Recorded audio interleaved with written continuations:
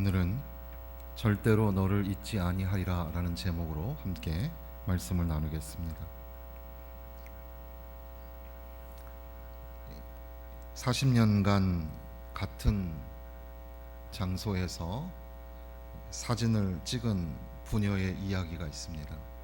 중국의 장수성 남부 도시 전장의 어느 작은 호수, 거기에서 젊은 남자가 갓난아기를 안고 찍은 사진, 그리고 그 후로 매년 똑같은 장소에서 사진을 찍어서 40년간 그렇게 아버지와 딸이 사진을 찍은 그 사진의 내용이 화제가 되고 인터넷에 올라오기도 합니다.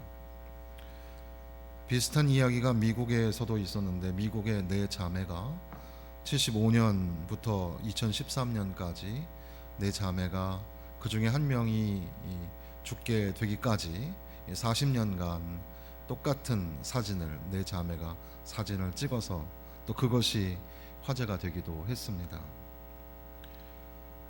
그런 이 사진들을 보면서 시간이라는 것을 생각하게 되고, 동시에 시간과 함께 우리는 기억한다라는 말을 생각하게 됩니다. 가끔 부모님은 이미 다 커버린 자녀가 아주 어린 아기였을 때 그때를 기억하고 흐뭇해하고 가슴 뭉클해하는, 그리고 그런 기억이 잊혀질까봐 슬며시 불안해하기도 합니다. 그렇게 누군가에게서 잊혀져 간다는 것만큼 슬픈 일이 없겠습니다. 오래된 사진첩을 들춰보다가 마치 어제 일처럼 이 사람들이 기억이 나기도 하지만, 도무지 이 사람이 누구지? 기억이 나지 않는 사람들도 사실 있습니다. 인간은 본능적으로 이 시간에 이끌림을 받는 그런 존재이죠. 그래서 후손에게, 다음 세대에게 기억되기를 원하는 것 같습니다. 기억과 보존을 위한 형상들을 만들어내기도 합니다. 제사와 절기를 만들어내기도 하고, 그리고 노래를 만들고 음악이나 영화나 예술, 다양한 방법들을 통해서 기억을 전수하기도 하죠. 책도 역시 마찬가지가 되겠습니다.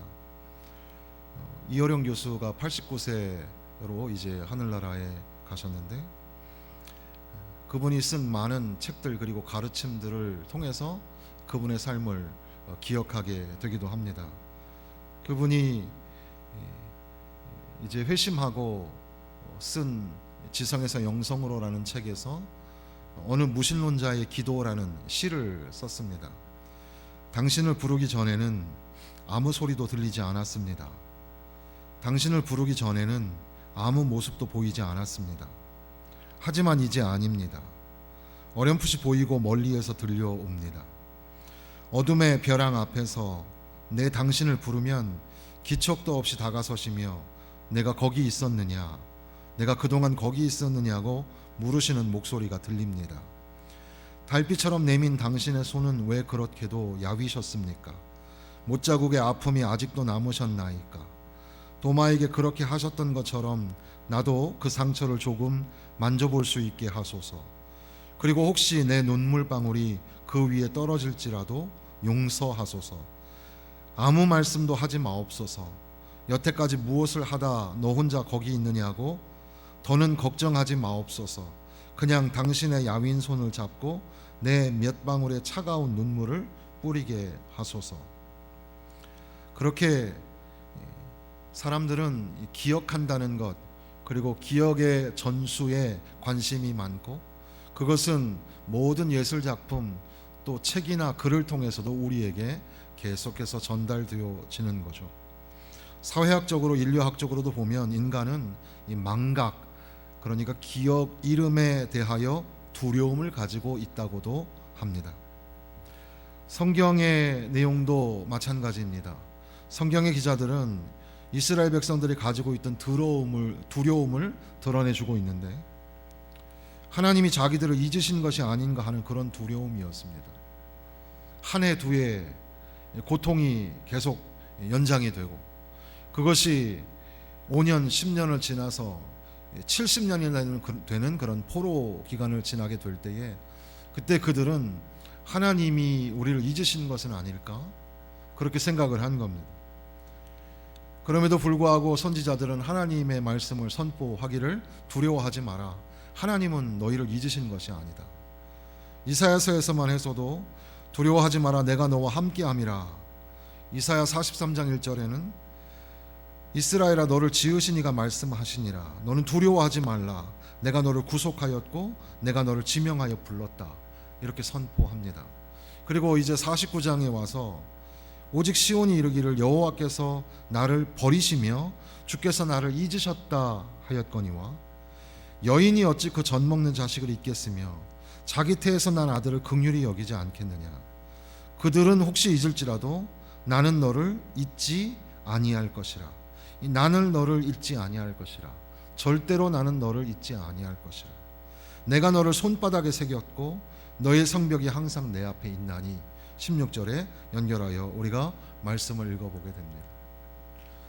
영국의 신학자 알리스터 맥그라스는 이것과 관련하여서 기억된다는 이 중요한 주제는 어머니와 아기의 친밀한 관계라는 강력한 이미지로 전해진다. 어머니는 젖먹이 아기를 잊어버릴 수 있어도 하나님은 이스라엘을 결코 잊을 수 없다.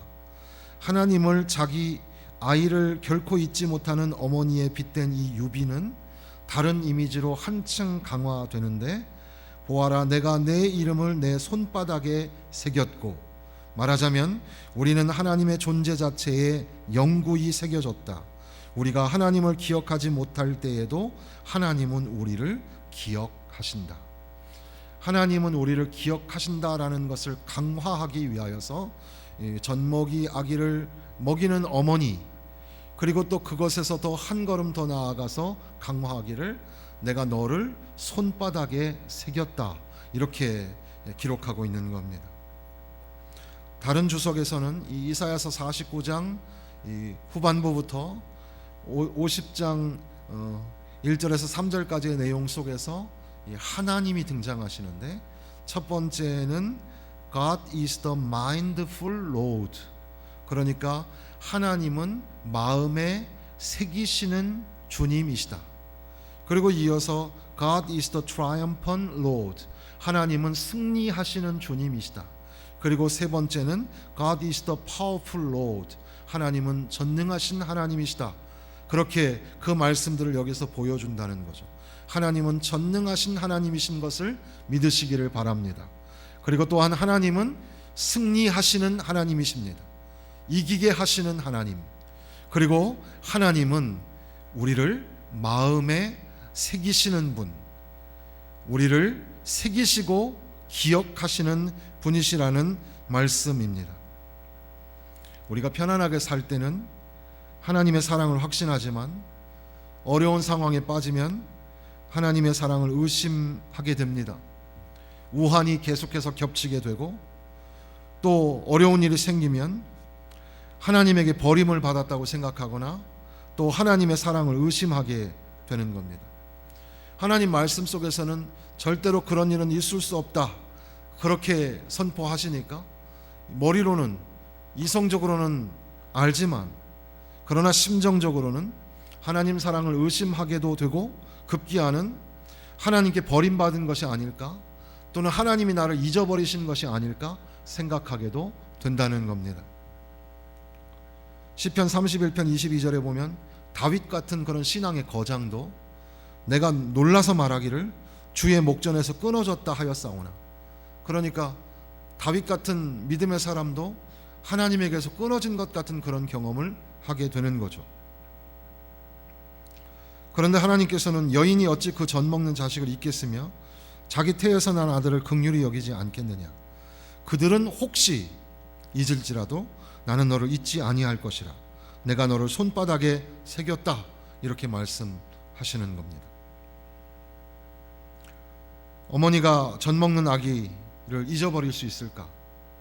가장 위대하고 숭고한 사랑이 아기를 기르는 어머니, 아기를 먹이는 어머니의 사랑이 아니겠습니까? 우리 교회에서도 최근에 계속해서 아기가 탄생하는 그런 출산의 소식들이 계속 들려오고 있는데 이것이 얼마나 희망적이고 감사한 일인지 모르겠습니다.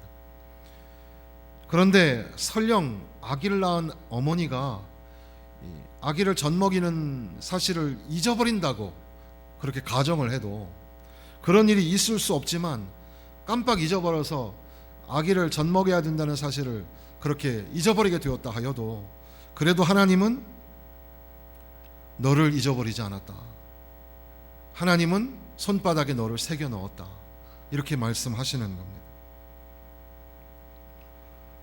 16절 말씀 우리가 읽지 않았지만 16절 말씀 보시면, 내가 너를 내 손바닥에 새겼고 너의 성벽이 항상 내 앞에 있나니.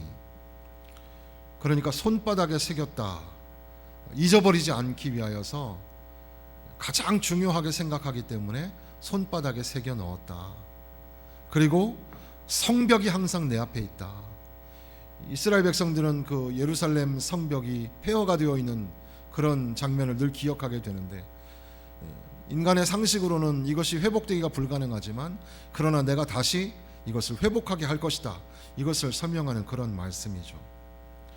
어휘에 관심 있으신 분들은 여기 영어 성경 NIV나 킹 제임스 버전에 보면 I have engraved, 이 grave라는 단어가 나옵니다.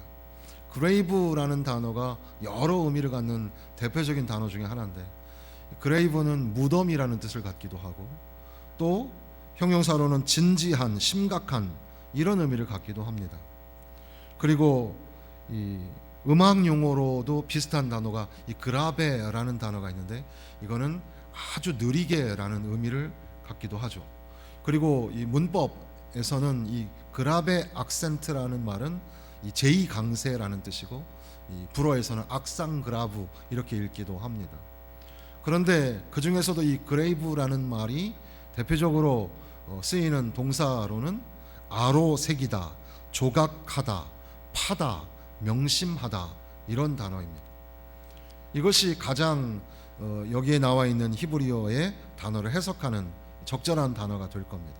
그래서 내가 너를 손바닥에 아로 새겼다, 조각해서 새겼다, 명심하고 기억하기 위해서 새겨 넣었다, 이런 말씀입니다.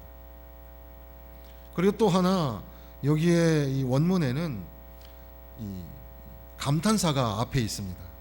그래서 영어 성경에도 NIV에는 see라는 단어가 있고 킹 제임스 버전에는 behold 이런 단어가 먼저 나옵니다. 우리식으로 번역하면 보라, 보라, 이 말이 먼저 나오는 거죠. 왜 그 말이 나오냐 하면, 하나님은 너희를 한 번도 잊으신 적이 없는데 어찌하여 너희는 하나님을 잊어버린 것도 이제 지나지 않아서 이제는 하나님 보고 하나님 날 잊어버리신 거 아닙니까? 이렇게 말할 수 있느냐? 야, 정신 차려라, 잘 들어라, 이렇게 말씀하시는 겁니다. 보라. 그래서 스펄전 목사님은 우리 안에 있는 이 불신이 얼마나 야릇하고 묘한 것인지 모른다. 자기 백성들이 그렇게 의심하는데도 계속 사랑하시는 하나님의 신실하심에 문제가 있는 걸까? 아니면 하나님이 그처럼 신실하게 사랑하시는데도 불구하고 계속해서 하나님을 믿지 못하는 백성들의 불신이 문제일까? 그 답답함을 가지고, 안타까움을 가지고 하나님께서는 그 백성들을 향하여 보라, 보라, 이렇게 말씀하신다는 겁니다. 그리고 너를 손바닥에 새겼다라는 말을 가만히 보면, 당연히 그 손바닥에 그 이름을 새겨 넣은 것뿐 아니라 그 사람의 인격, 그 사람의 모습, 사정, 처지, 죄와 유혹, 약함, 부족, 한 일 등등 그 사람의 모든 것들을 다 새겨 넣었다는 그런 의미를 담습니다. 그러니까 내가 너를 손바닥에 새겼다. 그러니까 그 사람을 잊어버리실 수 있겠습니까? 하나님은 우리를 그렇게 손바닥에 새겨 넣으시고 우리를 절대로 잊지 아니하시는 하나님임을 우리가 잊지 말아야 할 것입니다. 사람의 이 성인의 뇌의 용량이 1.5kg 정도 된다고 합니다. 개인별로 약간 차이가 있지만 사람마다 기억력의 차이가 조금씩 있고 점점 기억력이 쇠퇴해가는 경험을 하게 되죠. 요즘처럼 이 스마트 기계를 많이 사용하는 시대에 오히려 기억력이 점점 약해져서 예전에는 전화번호를 잘 외웠는데 지금은 전화번호를 잘 못 외우죠. 예전에는 길을 잘 찾았습니다. 예전에는 이 장례식을 갈 때 멀리 지방까지 가는 경우가 많았는데 내비게이션 없이도 출발을 해서 가면 한밤중에 그 시골 마을에 불이 켜져 있는 곳을 찾아가면 거기가 이제 장례식을 치르는 그 장소가 되기도 하고 그랬는데 그래도 길을 잘 찾았습니다. 근데 지금은 내비게이션이 있어서 오히려 길을 잘 못 찾는 그런 일이 생기기도 합니다. 점점 사람들은 기억을 잘 못합니다. 기억력을 잃어가기 되는데 그것이 어떻게 보면 자연적인 현상이기도 하죠. 과학자들은 우리 기억을 뇌에서 주관하는 뇌 줄기 세포가 죽어가기 때문이다 이렇게 설명하기도 합니다. 기억력이 떨어지는 것을 막기 위하여서 여러 방법들을 제시하지만 완전히 막을 수는 없죠. 그래서 우리가 이제 완전히 기억력을 상실하게 될까봐 두려워하는 노년의 두려움 중에 하나는 그런 두려움이 있다고 합니다. 그런데 신앙적으로 영적으로도 우리가 자꾸 기억을 하지 못하는 하나님이 우리를 지으셨고 하나님이 우리를 창조하셨다는 사실을 자꾸 인간이 잊어버리는 겁니다. 그리고 나아가서 오늘 신앙의 삶 가운데서도 보면 하나님이 나를 살리시기 위하여 친히 독생자를 내어주셔서 십자가에 죽게 하시기까지 내가 그 은혜로 구원받았음에도 불구하고 그것을 자꾸 잊어버린다는 거죠. 그리고 우리의 삶 가운데 부어주시는 매일의 삶 가운데 주시는 은혜와 축복도 자꾸 잊어버리는 거죠. 내가 열심히 살아서 내가 수고해서 내가 똑똑해서 내가 잘나서 이렇게 됐다고 자꾸 착각을 하는 겁니다. 구원하여 주신 것도 하나님의 은혜요, 우리에게 날마다 베풀어 주시는 은혜와 평강과 복도 하나님이 주시는 은혜인데 그것을 우리가 자꾸 잊어버리는 거죠. 그러다가 그 잊어버림 때문에 하나님에게 혼이 나고 징계를 당하고 어려움을 겪게 됩니다. 그런데 그 고통의 고난의 시간 속에 비명을 지르면서 단식하면서 하나님이 계시지 않는 것 같아, 그리고 혹시 하나님이 나를 잊어버리신 것이 아닐까 이렇게 말하는 거죠. 그래서 히브리어의 아자브, 하나님이 우리를 버리셨어. 그리고 또 샤카흐, 하나님이 우리를 잊어버리셨어, 잊으신 거야, 이렇게 말을 하는 겁니다. 그런데 이렇게 슬퍼하며 탄식하는 이스라엘 백성들을 향하여 하나님께서는 말씀하시기를 여인이 어찌 그 젖 먹는 자식을 잊겠으며 자기 태에서 난 아들을 긍휼히 여기지 않겠느냐. 그런데 그들이 혹시 잊을지라도 나는 너를 잊지 아니할 것이라. 하나님이 자기 백성을 잊어버리는 일은 결코 일어나지 않는다고 그렇게 선언하시는 겁니다.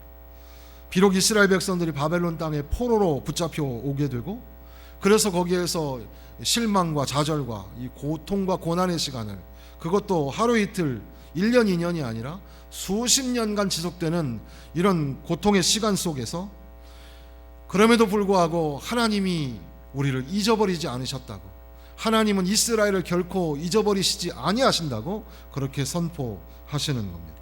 더 나아가서 우리를, 그 이스라엘을 하나님은 손바닥에 새겨 넣으셨고 언제나 바라보시고 언제나 기억하고 계신다고 그렇게 말씀하시는 겁니다. 그러니까 우리도 절망의 순간에 위기의 상황 속에서 하나님이 나를 버리신 게 아닐까? 하나님이 나를 잊어버리신 건 아닐까? 그렇게 낙심하지 말아야 합니다. 하나님은 절대로 우리를 잊어버리시지 않습니다. 혹시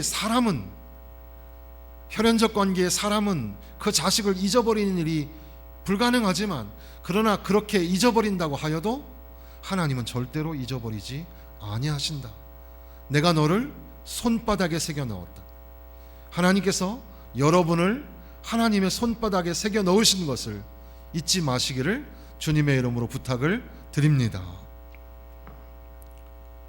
그러니까 이 이사야서 49장 후반부와 50장을 통해서 신학적으로 우리가 알게 되는 것은 이 선지자 이사야의 이 수사적 질문을 통해서 하나님은 절대로 예루살렘을 잊지 아니하신다. 그리고 다시는 수치를 당하지 않게 하시고 예루살렘을 회복하실 것이다. 이것을 약속하시는 그런 장면입니다. 인간의 눈으로 볼 때는 하나님의 능력에 대해서 회의감이 들고 바벨론에서 예루살렘으로 돌아갈 수가 없을 것 같고, 그리고 예루살렘이 회복된다는 거, 예루살렘 도성이 무너졌는데 이 황폐한 도성이 다시 회복된다는 것이 인간의 상식으로는 좀 납득이 안 가지만, 믿어지지 않지만, 그럼에도 불구하고 하나님께서는 전능하신 하나님, 승리하시는 하나님, 그리고 가슴에 새기시는 하나님, 손바닥에 새기시는 그 하나님께서는 그들을 회복시켜 주실 것이고 살려주실 것이라고, 내가 너희를 절대로 잊지 않았다고 그렇게 말씀하시는 겁니다. 어떤 한 찬양 사역자가 이제 단기 선교를 가서 필리핀의 고아원을 방문하게 됩니다. 필리핀에 있는 그 고아원을 방문했을 때 거기에 한 아이가 달려오면서 아저씨 안녕하세요. 제 이름은 제리입니다. 이렇게 말을 합니다. 아 그렇구나. 너의 이름이 제리구나. 내 이름은 톰이야. 그랬습니다. 그리고 그 아이가 좀 있다가 다시 달려와가지고 제 이름이 뭔지 아세요? 물어보는 거죠. 너 이름은 제리잖아. 네 맞아요. 그리고 또 돌아갑니다. 그리고 또 있다가 다시 와서 제 이름이 뭔지 아세요? 물어보는 거죠. 너의 이름은 제리잖아. 그랬더니 웃으면서 돌아가서 친구들에게 저 아저씨가 내 이름을 알아. 그렇게 자랑을 하는 겁니다. 그리고 또 그 다음에도 다시 그 필리핀의 고아원을 방문할 때마다 그 아이가 달려 나와서 안녕하세요. 우리 친구죠. 제 이름 아세요? 물어보는 겁니다. 그래. 너 이름은 제리잖아. 이 찬양 사역자는 이 꼬마 아이가 왜 같은 질문을 계속하는지 곰곰이 생각하게 됩니다. 그러다가 고아로 자라서 누군가 자신의 이름을 알아주기를 바라는구나, 이런 생각을 하게 됐고, 누군가 자기의 이름을 불러줄 때 이 세상에서 자기가 홀로 있는 존재가 아니라 의미 있는 존재가 된다는 것을 깨닫게 되죠. 그리고 문득 찬양 사역자 자기 자신도 어렸을 때 외로움 속에서 손을 잡아줄 친구가 이렇게 없어서, 그럴 때에 자기는 재능도 없고 또 무능하고 초라한 사람이라고 생각이 들 때, 그때 하나님께서 그에게 하셨던 말씀이 기억나는 겁니다. 내가 너를 잘 안다. 내가 너의 이름을 나의 손바닥에 새겨 놓았다.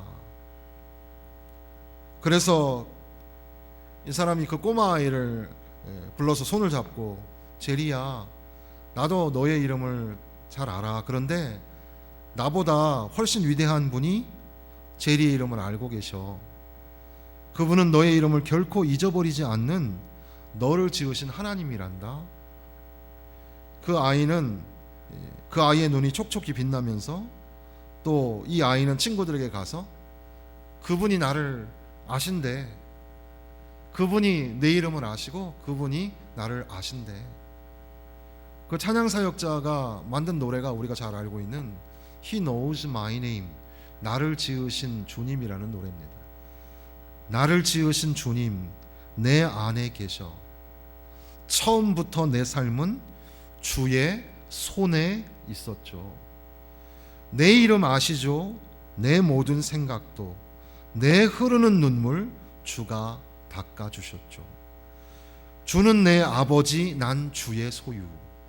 내가 어딜 가든지 날 떠나지 않죠. 내 이름 아시죠?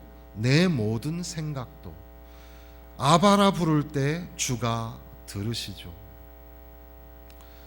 선교사님들의 선교 사명을 위해서 선교 사명 파송할 때 또 불러지는 노래 중에 하나는 세상이 당신을 모른다 하여도 라는 찬양이 있습니다.